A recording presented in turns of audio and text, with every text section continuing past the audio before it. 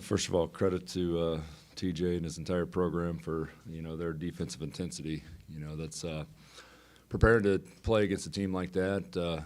It's hard. It's hard to simulate their tenacity on defense, and first of all, credit to him for what he's done in the short time he's been here in terms of really getting those guys to buy in on the defensive end, and that's as good a defense as we'll see all year. Them and Houston rival each other. So credit to TJ and the crowd here in Ames for the environment, and they got things rolling, and I wish them the best. Questions, please.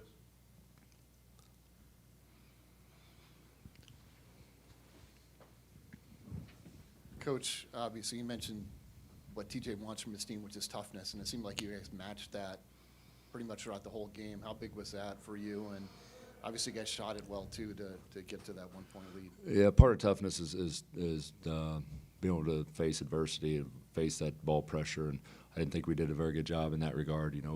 The critical stat going into the game was, okay, how are we going to handle their pressure, and would we turn it over? We went through a 3-game span there prior to UCF, Texas, TCU, and Baylor, to where we gave up almost 75 points in those 3 games combined off turnovers, and that was going to be critical tonight. And we didn't take care of the ball and kind of lost our poise in some situations, which led to the end result. So lost by 7, but they got 14 more shots than we did, 14 more field goals, and that's hard to overcome on the road, especially as good a team as Iowa State is. In the second half, you guys had a stretch where I don't think you scored for about 5.5 or 5:45. Jackson Pawlowski was on the floor for a lot of that for Iowa State. He's not someone who plays a ton of minutes for Iowa State, but what did you see from him from a defensive perspective, energy-wise, play hard, all those things? No, he's not the biggest guy in the world, and probably doesn't scream Big 12 guard, but he plays with tenacity. He's not scared, and he's not going to back down from anybody.